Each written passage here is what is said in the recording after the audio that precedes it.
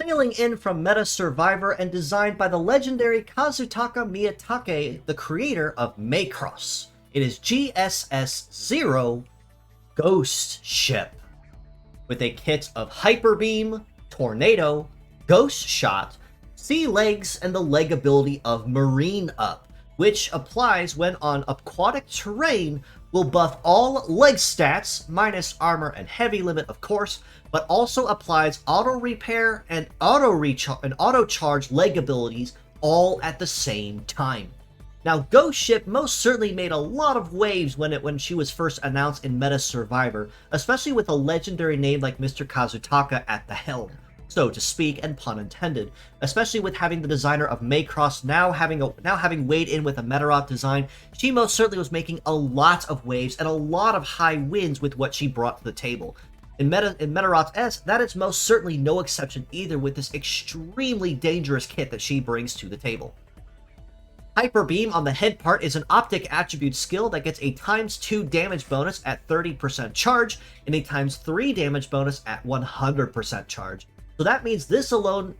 means that she'll be starting off on an extremely powerful foot, whether she's starting off with a charge or even without one. And with 4 head uses, she's going to be able to fire that off a pretty solid number of times before she runs out of charges. And once she has a charge going, thanks to either being able to simply charge Metaforce or even with Marine Up when active, she can feed into this extremely easily. Tornado on the right arm is an ailment attribute shooting skill that, when attacking the target and inflicting it successfully, will sweep the enemy up in the air and prevent them from being able to move. This effectively behaves very heavily as a paralyzed type ailment. While they are in the air though, they are unable to dodge or defend, very similarly to how freeze or freeze shot might work, but at the same time, Tornado also injects, essentially, an anti-air weakness to them. So this means that if you follow up with something like anti-air right behind Tornado, you can make very, very good use of that ×7 damage bonus that you can unlock with that unique condition. And when done right, when following up behind Ghost Ship, makes it a very, very easy 1-2 devastating blow once she does hit the field. Ghost Shot on the left arm is a conventional shooting skill that has a lot of very powerful damage conditions to it. The first of which is that it is CG reliant, much akin to, say, Charge Buster or Hyper Charge Buster or something similar, but the difference is this one doesn't consume charge, and instead just simply racks up a damage bonus relative to the amount of charge in your gauge. Additionally, it also packs Defense Ignore built in, which means that when attacking the enemy, you are going to be bypassing all of their innate defenses and their legs resist stats, so that every hit that lands is going to be as painful as possible. At the cost, however, that you are not able to dodge or defend on cooldown. So this means you have to be especially careful when making good use of Ghost Shot, and when done correctly can be devastating, but if you're not protected in your cooldown, means you can be taken down just as easily simply by not being prepared or having someone cover your back.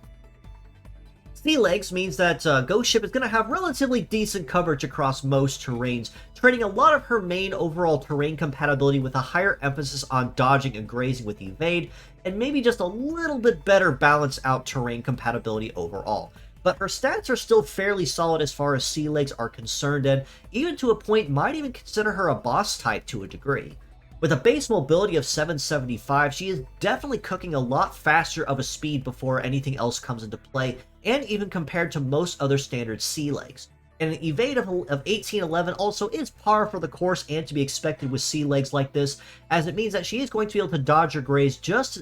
very easily, as long as she's not caught in a no-dodge penalty at any given point.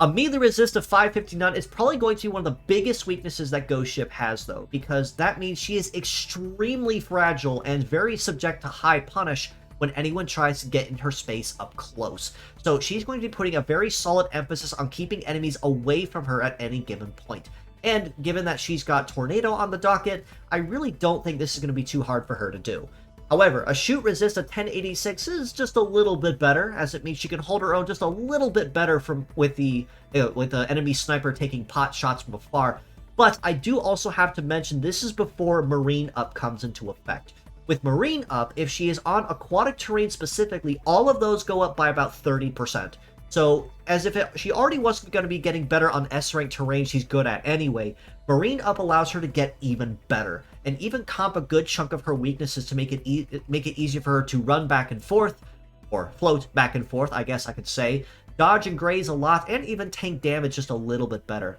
And that's also not even touching on the auto repair, which will passively restore her HP at the consumption of some charge every turn, and auto charge, which allows her to passively fill her charge gauge every turn an action is completed.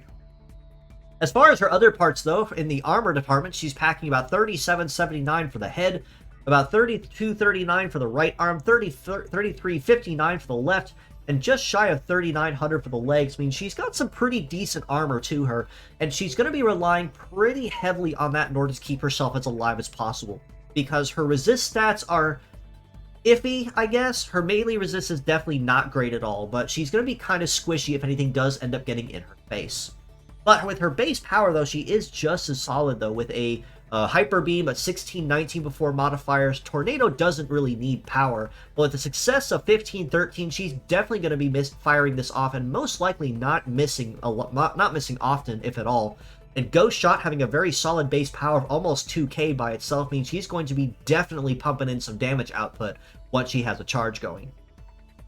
All this being said, though, as a pure set score, I honestly have to rate Ghost Ship a pretty well-rounded 7.5 out of 10, because even though her kit by itself is kind of weird, between two CG-reliant skills and a very solid ailment-type skill that makes it a lot easier for anti-air follow-up, she does have a rather strange condition, but if that condition can be met, she is extremely synergetic unto herself. If she is fighting on aquatic terrain specifically and can make use of Marine Up, she not only will be going faster, she's dodgier, and she can tank things just a little bit better, but that auto repair will keep her alive just a little bit longer than she would on any other terrain, and the auto charge will very easily synergize and feed into Hyper Beam and Ghost Shot anytime that she's not using any of them. So give a few turns and she can most certainly have a full charge gauge and just lay waste to anyone in her path. However, it is worth noting that you do kind of need to be fighting on marine terrain in order to actually make use of this. Otherwise, I still would rate her pretty similarly as well, because they are still very solidly built skills all the same.